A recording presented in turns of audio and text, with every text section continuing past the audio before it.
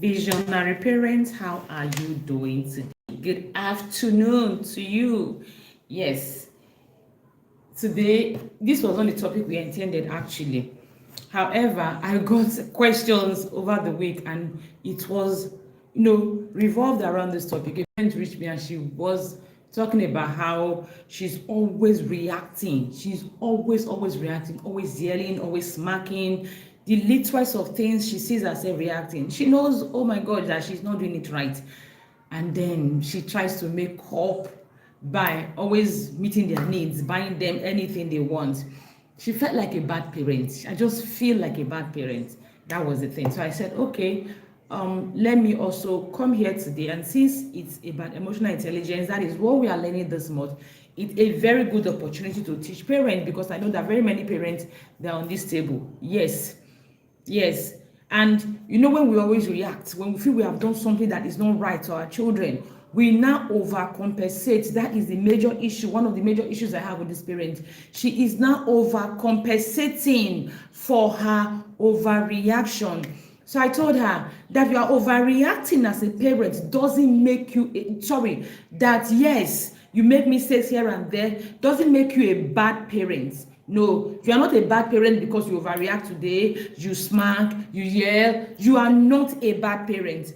In fact, you are a good parent, because it takes a good parent to realize that, okay, I'm not parenting right. I may be breaking, because she actually said it is training her relationship with her 14-year-old. So you are not a bad parent if you react every now and then, once in a while, or even every now and then. You are not a bad parent. You may just be a parent who you don't know better. You don't have the right skills. You have not conquered your emotions. You are not a bad parent. It takes a good parent to even realize I'm not doing something right. It takes a good parent to actually want to change. It takes a good parent to want to do better. So if you are a parent, you are in this situation, you want to do better, you are already a good parent. It's already a proof that you are a good parent. The desire to do better is a proof that you are a good parent. So today we are going to look at, why do good parents lose control? Talking about, we are still in the month of emotional intelligence in the Visionary Parents Academy. It's still all about becoming emotionally intelligent. So why do good parents lose control? Good parents, you have good intentions towards your children. You actually want them, and you are pushing yourself, you are putting in the best of yourself, yet you see that you are constantly losing control. And of course, because you are a good parent, you even realize that, see, losing control constantly is not something that you want. My name is Enimie Orebo, and I hope you have your writing materials, you have your pen, you have your paper, because as usual, you will need to take notes and then revisit your notes and then take action. Like I always say, action is where you get the results. If you don't take action, you are not going to get results. You can listen to me and you don't take action, you are not getting a result. In fact, you not taking action is a waste of my time, my energy. Your time, your energy, your resources is a waste of it. So what you want to do is you are going to take action. If you are rewatching this video, the first thing I want you to do is to write in the comment section, I am going to take action, because that is where the difference is. That is where the transformation is. That is where the growth is. That is where you move from being the bad parent you think you are to the good parent you desire to be. Taking action. Taking action is rewiring yourself. You are growing, you do better, you actually meet your goals when you take action. Now, this is brought to you by the Visionary Parents Academy. Like I said, my name is Enimie Orebo, and I'm the lead coach at the Visionary Parents Academy. The Visionary Parents Academy is an academy where parents come. They come to get skilled to raise the children they have. They come to raise children that the world will be proud of. They come to raise children who will be purposeful, confident, integrous, empathetic. They came to raise children who will not be menaced to the society tomorrow.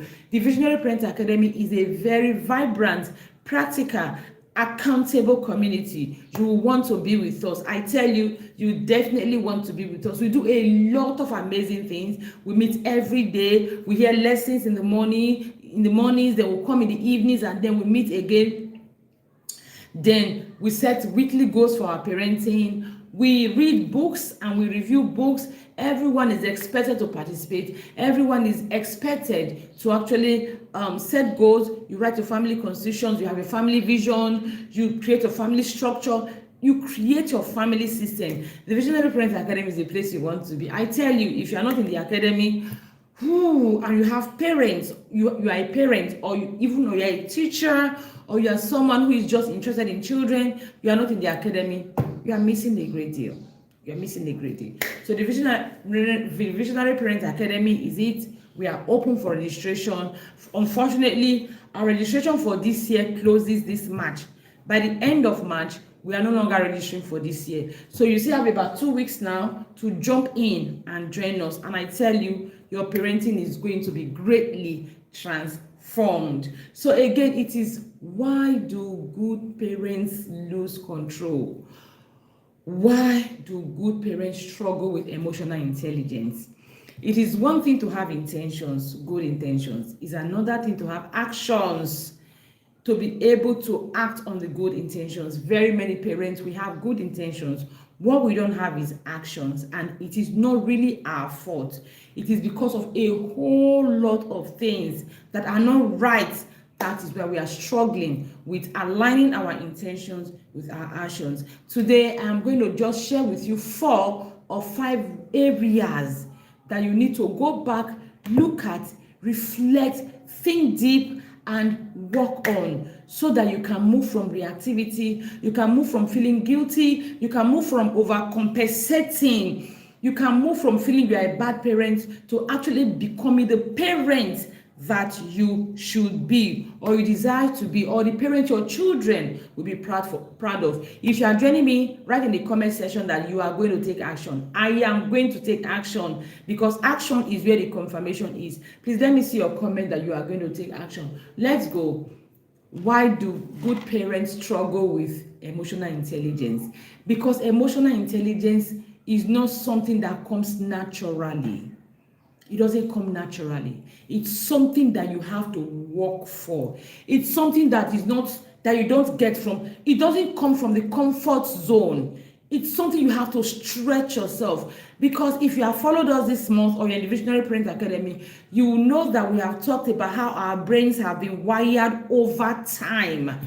So our brains have been wired over time. We are wired to be reactive. When you react, it simply means that you are not emotionally intelligent, because emotional intelligence requires you to pause and think through things. Pause and think. Then make the decision that aligns with your vision. Make the decision that aligns with your intentions. It is one thing, you've seen a situation, I'm sure everyone have experienced a situation where you say, okay, I'm going to react to this thing. Someone is coming, maybe I'm having an issue with someone, I'm just going to react or I'm going to respond in XYZ. You get there, you realize that your response is ABC. You are moved from ABC to your response XYZ to ABC. That was not your intention. Now, emotional intelligence is you being able to respond in such a manner that it aligns with your intentions. So it doesn't matter how you are responding, as long as you are calm, you know exactly what you are doing, you are able to give that intention. Very many of us, we don't intend to break our children. We have visions for our parenting. We know the kind of children we want to raise. We know the kind of connection we want to have with them, whether now at old age. We want to have children who are able to confide in us, who we are able to influence, children who are able to trust us enough to let us know what goes on with them. Like I always say, if you don't know what goes on in the life of your child, how are you going to be able to influence them? So everyone wants to raise children who we are able to understand what they are going through, what is going on with them, so that we can influence them. However, in the heat of the moment, things happen, we are not able to calm down, because being able to influence your child, now knowing what goes on in the life of your child, requires a certain level of relationship with your child. We all know that. However, a lot of us don't have this relationship because we are always emotionally unintelligent. We are not stable. We are not able to regulate ourselves. It doesn't make us bad parents. It is where we are coming from, and a lot of other factors around us. Now, this is why today it's all about that. Like I told you, get your writing materials and let's go into becoming emotionally intelligent. Why good parents also struggle with their emotions. Like I said, these things are not free. They don't come free. You have to work for it. It's hard work because we have been wired to be reactive. So you have to deliberately work for it. And this working for it have foundations. Now, it is what we are learning today. Like I said, this is brought to you by the Visionary Parent Academy, an academy where parents come together, they get empowered, they get skilled up to raise the children they have with confidence. To raise children the world will bless them for tomorrow, to raise children that will not become a menace to the society, to raise, when we say successful children, indeed to raise successful children who are successful in every aspect of the word successful. So you want to join us in the Visionary Parent Academy? We run every year, so your registration fee covers the entire year. And guess what, we are still, for the next 2 weeks we are still registering. Our registration closes March ending. For the entire year, by March 30th, we have closed the registration for the entire year. So what you want to do, you want to quickly join us now, because we are a vibrant community, we are an accountable community, we are a practical community. So let's go. If you have your pen and your paper, let me know. If you have your pen and your biro, let me know in the comment that you have your pen and your biro and you are taking notes and you are ready to take action. Like I said, taking action is where you get the difference. If you are not taking action, you are not getting the difference. Okay. Now, the first reason why good parents struggle with their emotions, why good parents lose control, is because of where they are coming from. Their childhood experiences. We have been programmed. A lot of us were traumatized. We are not healed from that trauma. A lot of us we were programmed to see certain things in certain ways. We have not healed from those programming. It is not as if somebody just came to us and programmed us, put things into our head. Everything that happened around us, they formed us. I always say something to my children in church and even at home that, see, you are your story. Every human being is their story. Everything that happens to you, they've come together to form you. They are your story. So as an adult, you are your childhood story. Your experiences in your childhood, they are all part of you. So you are your story. So everything that happened, whether it was a major trauma, it was just a minor imprint, you are all your story. So you are coming from there. One of the reasons you cannot regulate yourself when it comes to your children, because it has come a long way. They have become a second nature of you, a part of you, where you are coming from, things you have been exposed to, the mindset you have had. Imagine the mindset that, okay, let me give you a practical example. I was sharing this in the Visionary Parent Academy the other day. I said, sometimes we think, children are greedy, or we just think children are badly behaved. I was giving an example of my daughter. I said, my daughter has a sense of fairness. It's part of her personality.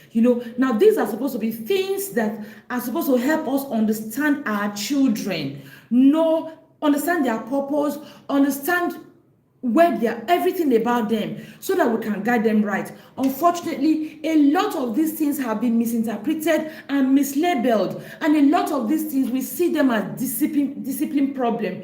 I was saying my daughter has a sense of fairness. Now it shows in the things she does. Like, let me give example. I think this is why using her just came to my mind. Yesterday, my younger son, 9 years old, was in the kitchen doing the dishes and tidying up. So we had a prayer session. We needed to pray something, and then an emergency kind of prayer session, and the prayer was long. So my son slept off during the shortly before the prayer ended. He slept off. Now, he had not tidied the kitchen before he slept off. So when my daughter got to the kitchen, she was complaining, you have not tidied the kitchen, you have slept off. So I just told her, it's not his fault, because we're doing this prayer and it actually was long. That was why he slept off. Please help him tidy the kitchen. Guess what? This morning I got downstairs and I realized she did not tidy the kitchen. For her, it is not fair for me to be doing, she said he was supposed to have done it. He had enough time to do it, but he was playing. For her, it is not fair that I'll be doing his job for him. So As a human being, we are driven by our values. What is more important to us? Yes, it was, oh, she was going to obey mommy, but you see that her sense of fairness, it is a strong part of her. It is not fair. So if I don't know better, I will think, oh, she is being disobedient. But now what she needs is not for me to react. When I saw it this morning, I simply, did everything I needed to do, woke them up, and I told her about it. See what you did. You were supposed to do this yesterday. You didn't do it. She was explaining, and I reminded her, I told you to go and do it. Now, you disobeyed mommy because you felt it was unfair for your brother to leave his dishes for you to do. You disobeyed me. That was when she came down and she realized and she was sorry. Before I just told her, okay, what are you going to do about it? She said, I'll go and fix it. And that was it. However, we have been programmed to see our children's everything they do. These things have been labeled, they have been misinterpreted, we have been programmed to see them in certain ways. So because we are coming from that place of programming, we are not able to see our children's behaviors differently. So when they behave in those certain ways that we have been programmed to see the behaviors, and remember, we have not only been programmed to see the behaviors in certain ways, we have also been programmed to interpret them and respond to them. So it is one of the reasons. So it is not your fault that you are always reactive. It is not your fault that you are not always able to pause and think. It is because of where you are coming from. Childhood trauma, childhood programming, baggages, all those things are part of you. So today, if I wasn't patient, if I wasn't emotionally intelligent, I wasn't patient, or maybe if we were not doing this course in now, maybe I would have said, okay, you disobeyed me, I asked you to do something, you didn't do it, I would have reacted. But I've come to understand my children, and I know that my daughter, she has a very strong sense of fairness, which she can put over everything. So when she behaves, I actually want to evaluate her behaviors from looking at it, not just from the way I've been programmed, but from her personality, which I know they are part of her purpose. They are part of her journey where she's going to. I am not going to break them. I'm not going to take them away from her. Rather, I am going to see how I can help her balance it, know where to set the boundaries, know where to. I know you have a strong sense of fairness, but that doesn't make you disobedient to mommy. Because when you say no to one thing, you are saying yes to another thing. If you say, oh, because of your sense of fairness, you are not going to do the thing, it means you are disobedient to mom. You are now saying, okay, it is okay to be disobedient to your mom. So helping her draw it, because I understand that. So very many of us as parents, we have been programmed and we don't understand. We are reacting based on where we are coming from. Some parents, we have trauma, some things we have not healed from, things that happened long ago. I've always shared this 1,000,001 times. I said, growing up, my dad is melancholic. So you know how melancholic, if you know about temperament, you know about melancholic and all of that. My dad was someone that was very sensitive to noise. So we're not allowed to play, being around my dad playing, or my dad being in the house playing. Recently, I was telling someone that, growing up, we used to pray for my daddy to go out to maybe weekends like this. Of course, during the day, he goes to work, and then weekends like this, or even leave, we used to pray. We used to pray for my daddy to at least go for a meeting, find a place to go, because you will not be free to play. Then play, you get a knock on your head, you are disturbing, you are constituting nuisance. So when I started having my children, you see that thing that they are disturbing was always triggering me. Play was not, if they are playing about, just children are playing about harmlessly, the noise will get to me. I'm not melancholic by temperament, I'm supposed to be phleg and choleric, but you see, and phlegmatic, they are patient, and choleric, they are not so patient. So maybe it balanced it for me. So each time my children played, it was a trigger for me, until I started working on myself, until I realized, okay, I'm actually parenting the way I said I wasn't going to parent. Because even before I started having my children, as someone who holds a first degree in psychology, I knew exactly what I wanted. So there were so many things I didn't like. I knew I wasn't going to do. But I realized that I saw myself still doing those things, despite the fact that I said I wasn't going to do them. Trauma. I have someone who said for the longest time she wasn't comfortable with her daughter being at home alone with her husband. Who she was always literally like afraid. Each time her husband had to be with her husband, maybe taking her daughter had to be with her husband, maybe taking the girl out or something.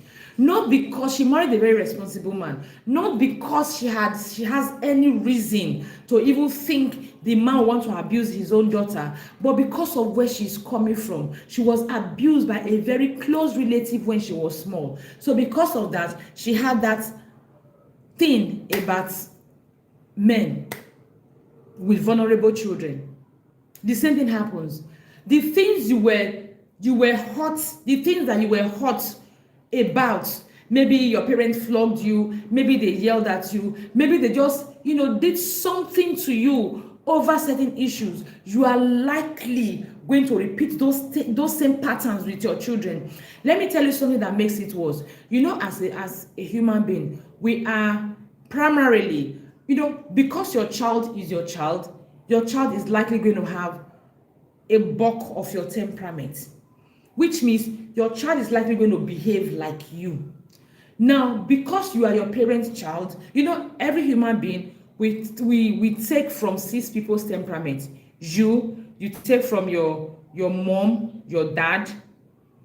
Then, okay, let me see your child. Your child takes from you, takes from your husband, takes from your parents, parents, all of that. So what am I trying to say? That's 6 or 4. I don't remember precisely now. So your child is likely going to behave the way you behaved when you were a child. You are likely going to respond the way your parents responded or reacted to you. Why? 1, because of the temperament of your parents you took. 2, because the way they reacted have programmed you to react in that way. So it is why you react like that. It's not because you are a bad parent. It is because of your journey, where you are coming from, that you have not looked in the mirror and say no, that you have not healed from. Now, this is why when it comes to parenting, reparenting yourself is not even just about parenting. When it comes to living intentionally, if you want to live intentionally as a human being, you must first of all reparent yourself. You must unlearn, you must relearn, you must heal, because very many of the things we're fed with were junks. And you know how junks are not healthy for our bodies. We're fed with a lot of things that were not healthy. So you must purge yourself. You must reparent yourself. You must heal. If you don't heal, if you don't reparent yourself, you will still be carrying that trauma, that baggage from where it is coming from to where you are. And if you are not aware, if you have not realized, a lot of parents do something. They will say, oh, my parent flogged me, I will flog my child. My parent did this, I'll do this to my child. You want to sit there, you want to ask them. I remember one time, I was talking about going to church. I said, okay, what did I even say? I don't remember the question I asked on Facebook. So a parent said to me, okay, I said, why do we force our children to fast to church? Why do we force? I don't remember precisely the question, but I know that a parent said to me, my parents did it to me, so I'm doing it to my children. So I was asking her, your parents may have done it to you. Sit back, was it effective? Did it make you enjoy Christianity? Many children, they go to school. Many children who are raised or who were raised in good Christian homes, they get to school, they get to university, and they don't go to church again. Some children who were raised dressing up properly, cover up and down like I'm dressing and Mary Amaka, once they are away from their home, they become a bit independent. Freedom is a different ball game for them. So we say, oh, because our parent did it, we just carry it on. Now, many of us, it's because we have been programmed. So, and we have not been able to pause and evaluate, to think through. So we just drag it along. Whether it's right, it's not right, we just drag it along because our parent did it, we want to do it. Some of us, we are so used to it because it was, we are doing it from a place of learned helplessness. Learned helplessness. Even though we know that it is not right, we are so used to it that we can't help it. We are so used to it, and we have not brought ourselves to unlearn it. That is why. It doesn't mean we are bad parents. You are not a bad parent. No, because you are yelling at your child. Now, what makes you a bad parent is you refusing to learn. You seeing with your two koro eyes that this thing is not effective. This thing is not going to work. And then you refusing to learn. You refusing to adopt what is better, what will work. That is it. But you genuinely doing something out of ignorance, no. No. So the first reason is where we are coming from. Our unhealed self. The way we were treated. The wounds, internal wounds we got. You know, you see these scars. The scars in the heart. The internal scars in the mind. The scars in the mind is worse than the scars in the body. Because your mind is the power being of your existence. Your mind is the powerhouse of your existence. I was reading a book recently that said two things are created twice. One, you create it in your mind, and two, before you physically create it. A lot of us have created limitations, sabotaging, a lot of things. We have created it in our mind. So after creating it in our mind, they will not come physically. It is a manifestation that people see. So the scars, the scars in our minds they hurt more. They are worse than the physical scars because they are the ones that control our entire being. So one of the reasons you cannot control yourself is not because you are a bad parent, it's because of where you are coming from. Now, this is why you must heal. You must heal.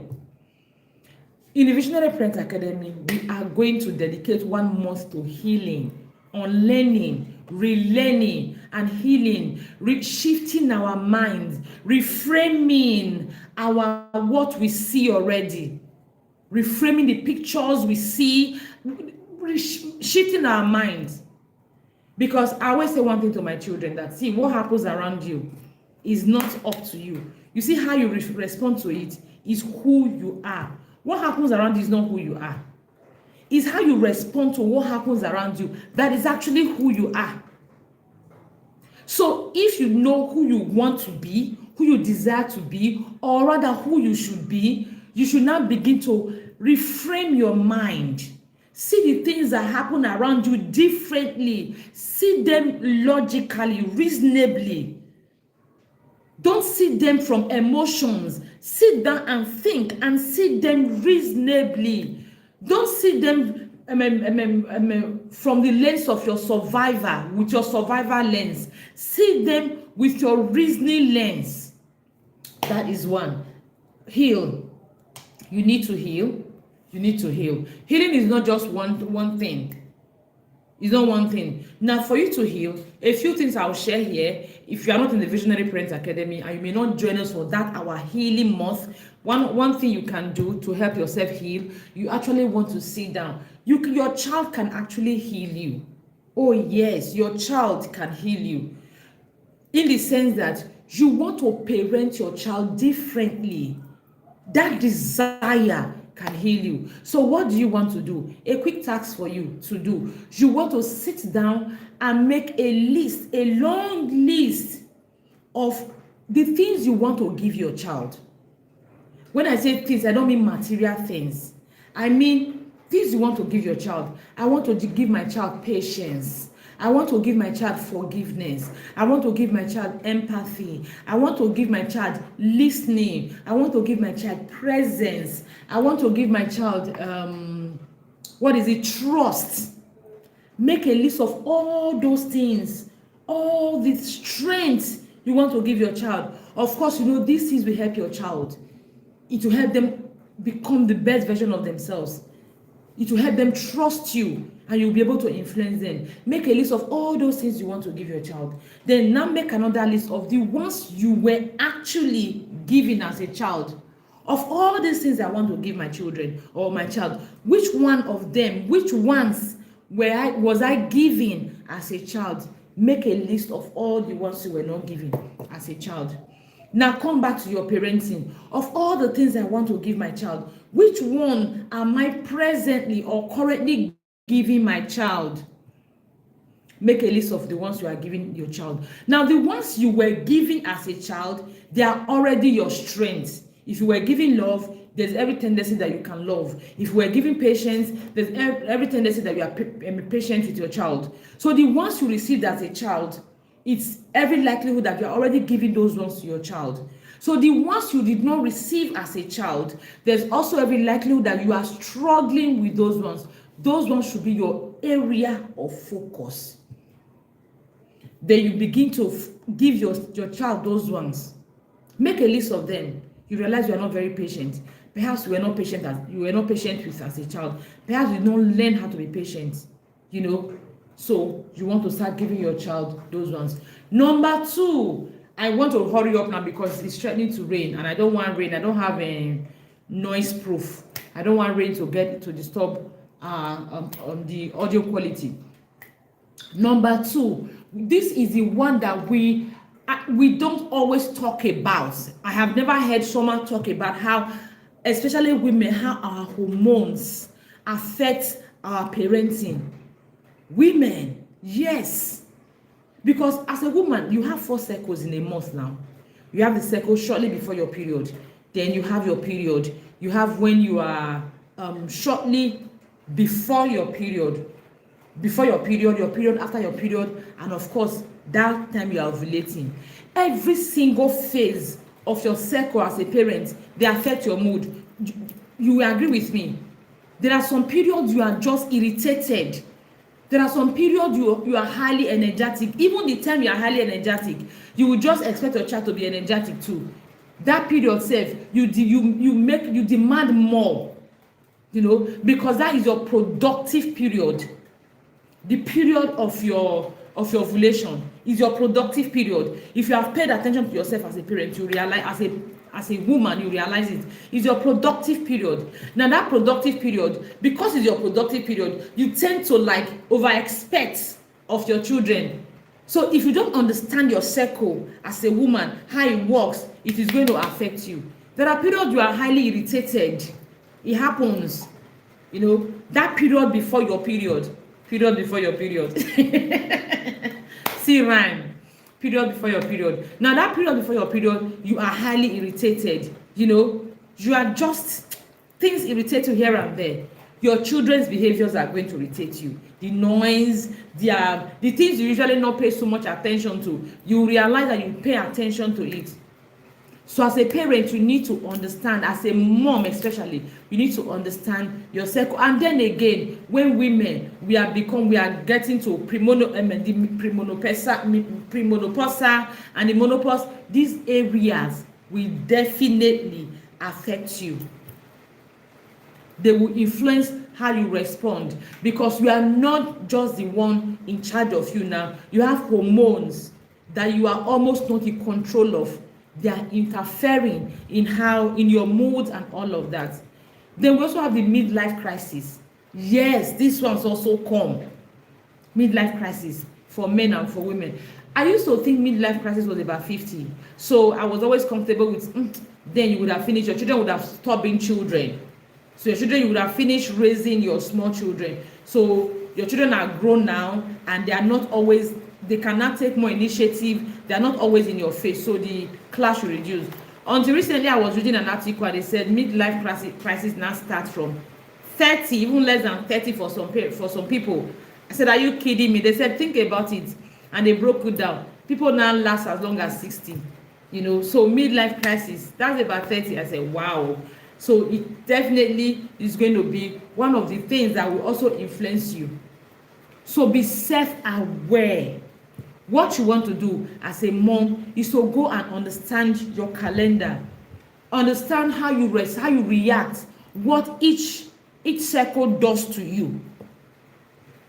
what they do to you, understand them, understand how they affect your mood.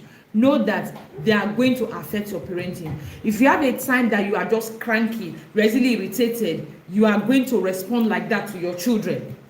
It's not because you are a bad parent, it's because you have not understood yourself. Please go and understand that too. Then the next one is we have temperament. If you follow me long enough, you know that I always talk about temperament, because we are not all the same. There are people who are not very patient. There are people who are naturally patient. There are people who are easily irritated. Like I talked about my dad being melancholic. Yes, it simply means that small thing dey vex them. Small thing dey vex them, you know. And apart from small thing dey vex them, they can vex for a while. They will not just vex now and go past the vex.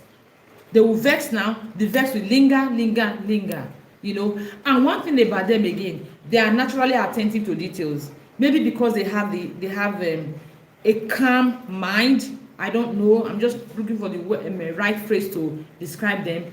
They're naturally attentive to details, which means that if they are predominantly melancholic, I'm saying I want to make this clear. So which means that they are likely going to see errors, even where errors are not, they will see.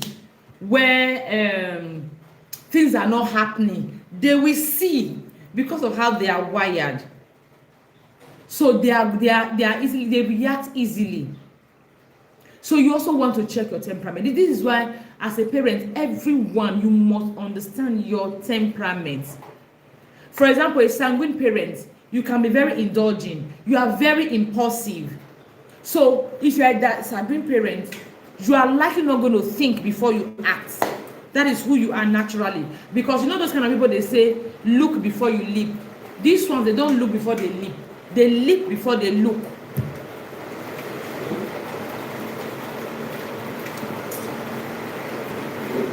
I was trying to close my window to reduce the noise, but I think we can manage or something.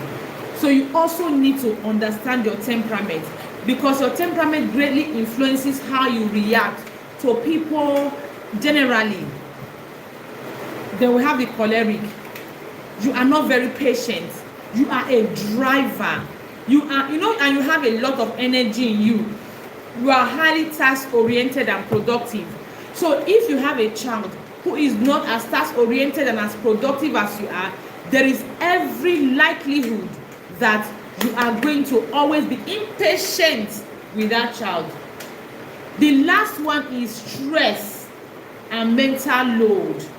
Our stress level, whether we like it or not, affects our parenting. We know this already. Now, stress is one of the major reasons why 1 minute you say yes to a child, second minute you are saying no to that same child. When you are in a good mood, you say yes. When you are stressed, you are not in a good mood, you say no. So stress. Now this is why, okay, I didn't talk about how you can help yourself. Talking about your hormones, I shared with you how you can, talking about childhood traumas and all of that, how you can actually let your child heal you. So let me talk about hormones also. So I said you create your calendar and look at your circle for the month. Now follow yourself up for 1 month and 2 months and note how you usually respond in every phase. How do you respond? Note that. So now in those months, deliberately decide to care, to calm down. Just know that, okay, I am in my, I don't know if someone is still hearing me because of the rain. If you are still hearing me, please just give me a like, a love, or write in the comment. I can't even see the comments. For a while now, I've not been seeing my comments. I don't know what is happening.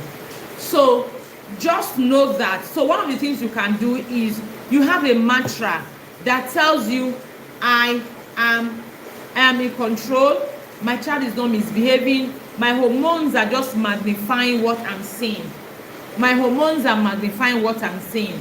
My hormones are misinterpreting me, are giving me a misinterpretation of what my child is doing. Yesterday in the Visionary Parent Academy, I gave you a 50 item list of how we can quickly reset. 50 items, 50 ways we can quickly reset before we respond to our children.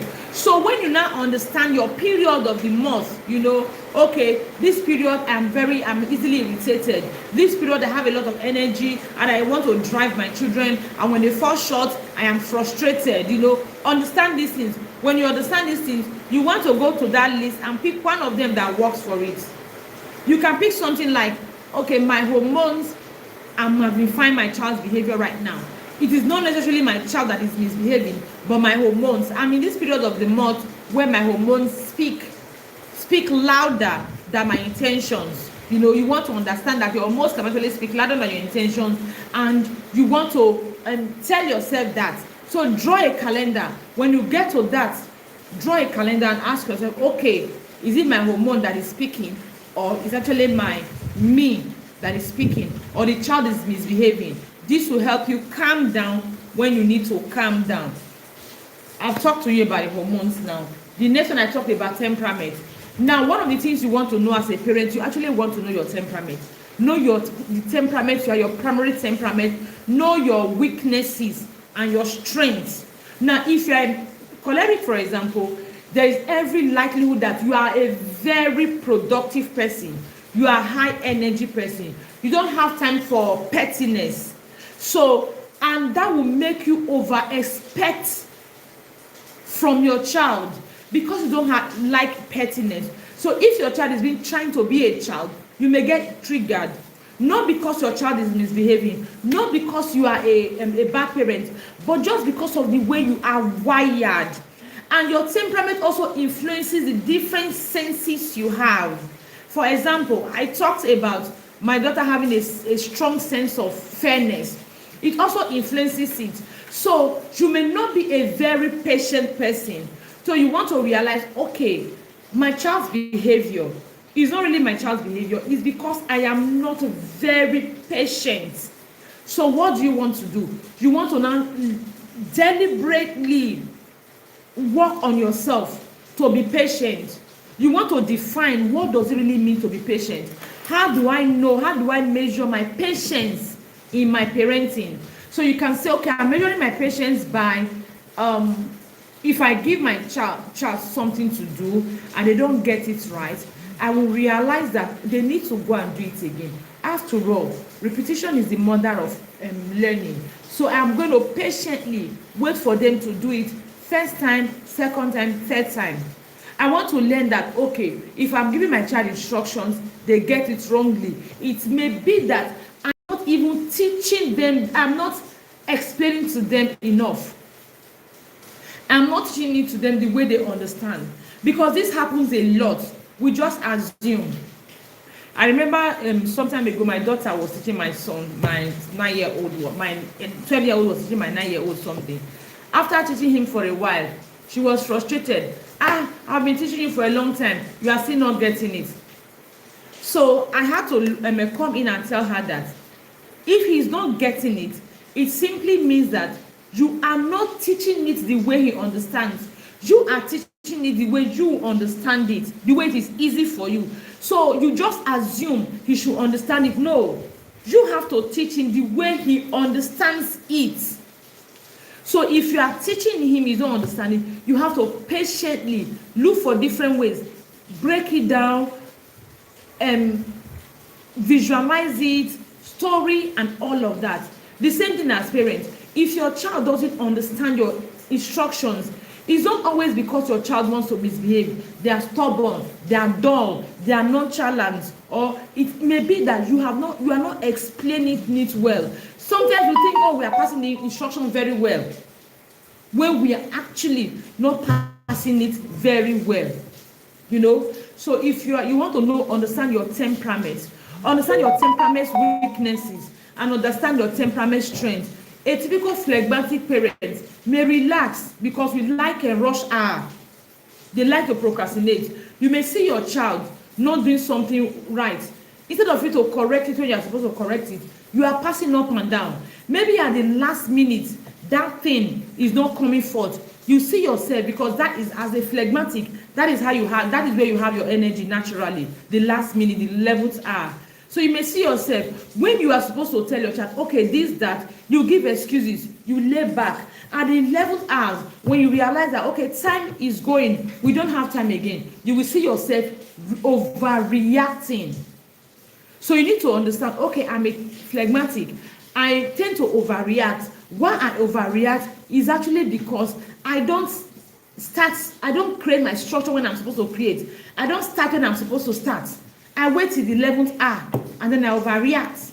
You need to understand that, and that will help you go back and start doing things at the right time when you are supposed to do it.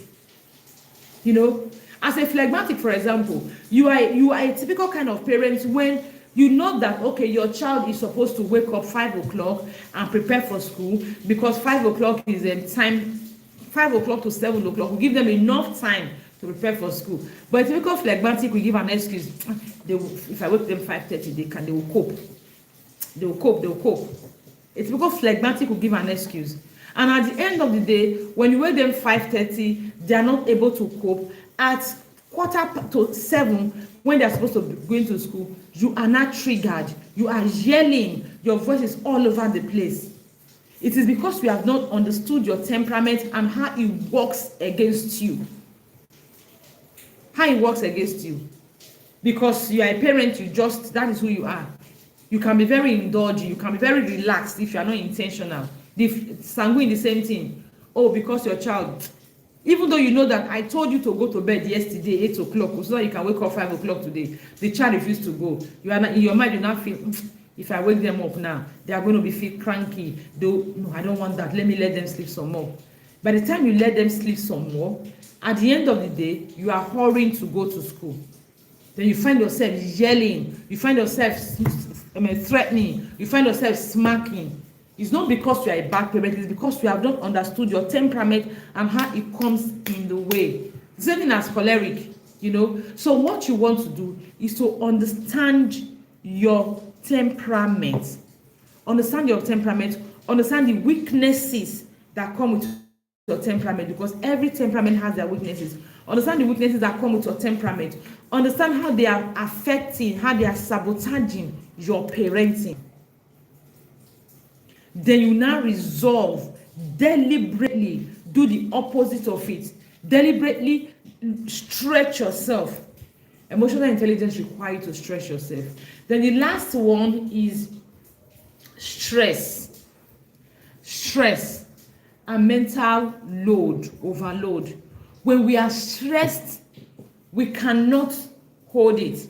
Last week, I was teaching this stress in the Visionary Parent Academy, and I said, I think within this week, and I said something that, see, when you are stressed, your amygdala, which is your survival brain, is because it's activated.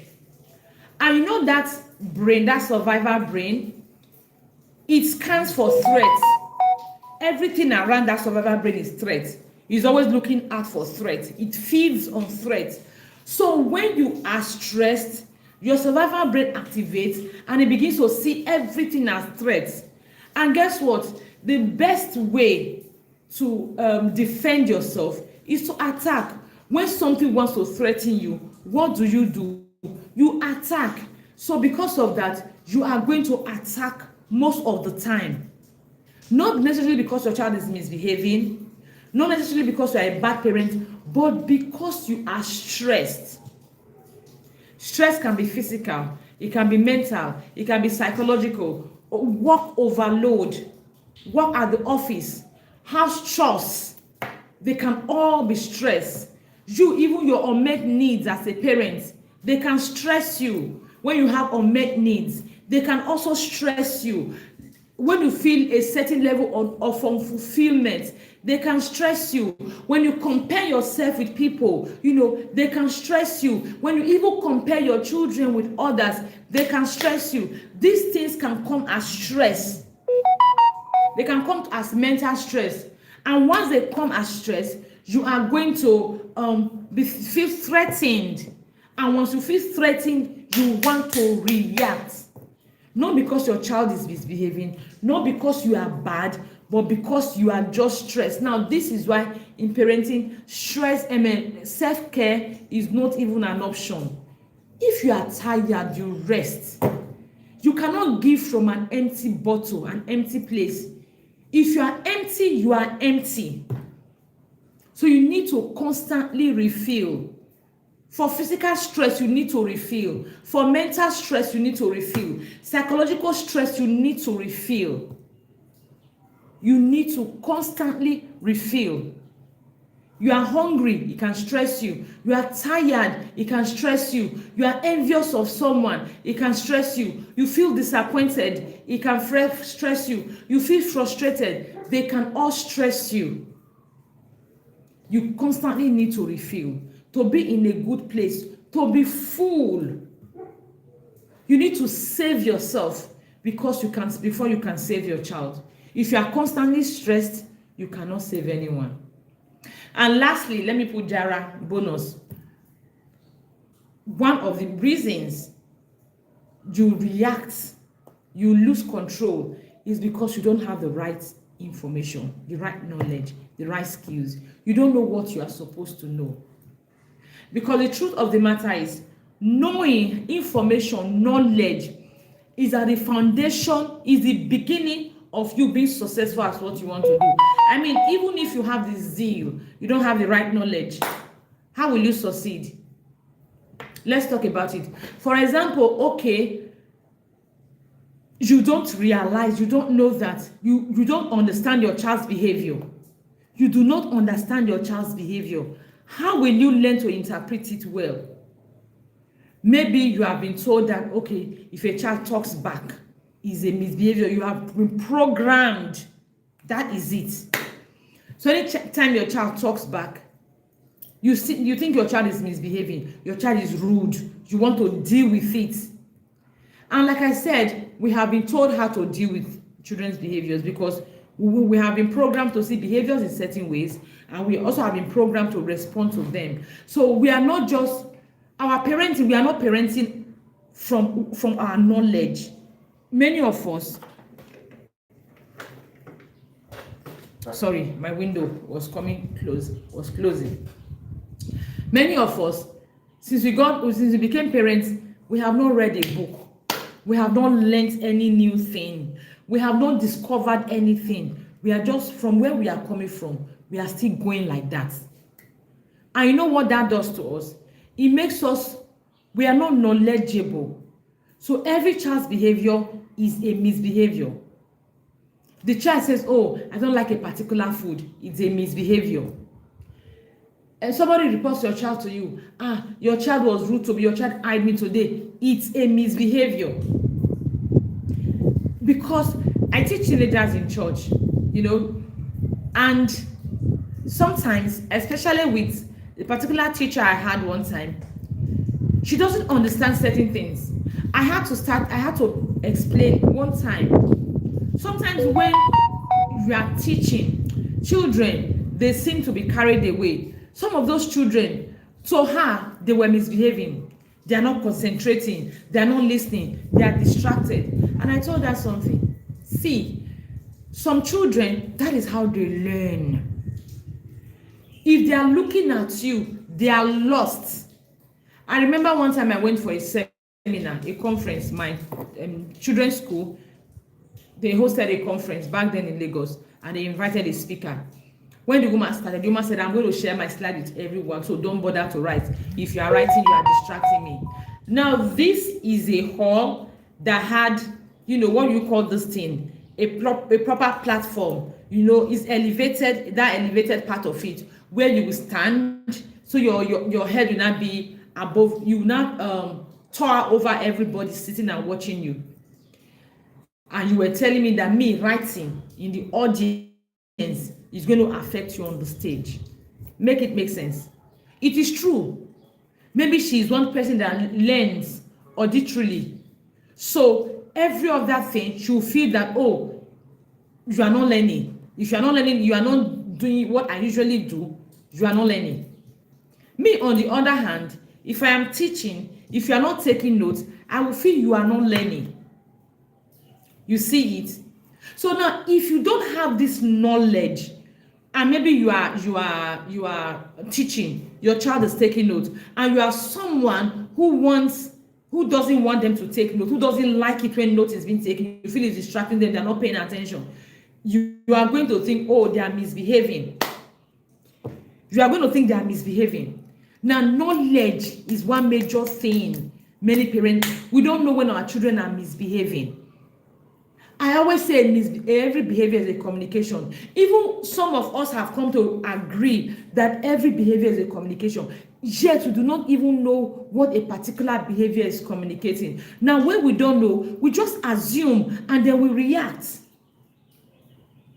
So number 5 is we do not have knowledge, no skill. Very many people will just jump into parenting, no books, no courses. We are just living like that. Yes. The other day I was telling the parent that, see, a lot of us, we lost our authenticity. Very many people are not authentic to themselves. Not because they are not supposed to be authentic to themselves. Not because they were not created uniquely, but because in the process of correcting, beating, we have lost, we got lost in the system. Correcting, beating, everything is a misbehavior. So many of us got lost in the system. That is why today very many people struggle through life, not because they are not smart. I see this video all the time. People, maybe they're making shoes, making bags, doing something really creative. And if you see those kind of videos, just go and read under the comment section. You will see up to 3-4 people asking, how do you people discover your talent? How did you know? How and when did you know that this is what you are good at? Because very many, we've lost, because every single behavior of a child is a misbehavior, we lost our authenticity. We lost our uniqueness. Now, a lot of us are just struggling, taking personality tests, taking a purpose test, taking a lot of tests to help us discover ourselves. Our children don't have to go through that. One advantage we can give our children is the advantage of authenticity, the advantage of self-awareness. It's one advantage we can give them, one legacy we can give them. Let them know who they are. Let them be authentic. Let them be confident in who they are.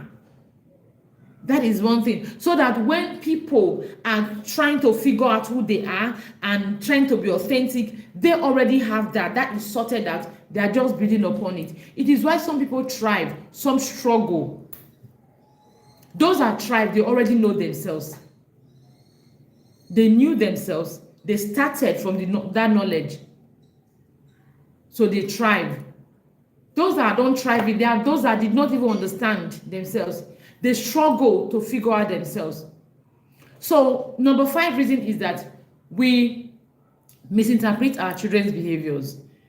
We don't know what the behavior is communicating. So we just see every behavior as a misbehavior. It is because we do not have the right knowledge. We don't have the right information. Now, this is where the Visionary Parent Academy comes in. You need to join us. One of the courses we are going to be taking in the course of our academy this year is decoding your child's behavior. Decoding. So we are going to spend about an entire month understanding what our children's different behaviors are communicating to us. Because when we know what they are communicating to us, then we know exactly how to respond to it, so that at the end of the day, we will not break them. We will make them. When they look back, they will realize that the foundation we gave them actually helped them to thrive and not necessarily struggle. So if you are not the Visionary Parent Academy, I want to encourage you, because by the end of this month, I think 30th, we close for the month. We close for the year. We close registration for the year, because a new month is a new month is a new thing, a new activity, new everything. So before we get into the new month, by the time we get into the new month, we'll not accept registration again. So if you are not with us, you want to register now, between now and the end of the month, so that you can join us. You can join us and be intentional in your journey. Join us and be visionary in your journey. Join us and stop winging your parenting. Stop guessing. There is a lot to learn. A lot to learn. We can't just do life anyhow. We need to deliberately learn. Thank you so much for joining me today. My name is Eri Merimbo. And don't forget that the Visionary Parent Academy has a teens class, the Self-Led Academy. The Self-Led Academy, for now, we operate every holiday. We mentor your children. Our goal is to nurture self-leadership in your children, in your preteens and your teenagers from 8 years to 17 years. The goal is to nurture self-leadership in them. A self-led child, a self-leader will lead their life. They are self-directed child. A self-led child is a self-directed child. Is a self-governed child. Is a child that takes ownership, self-responsibility. Is a child that knows what they should do, when, where. A child that will not give you headache because they are self-led. Is a child that is self-aware. That is what we do in the self-leadership class. So I want to encourage you to prepare to register your child for our self-leadership class that is coming up during this Easter holiday. Thank you so much for joining me today. See you.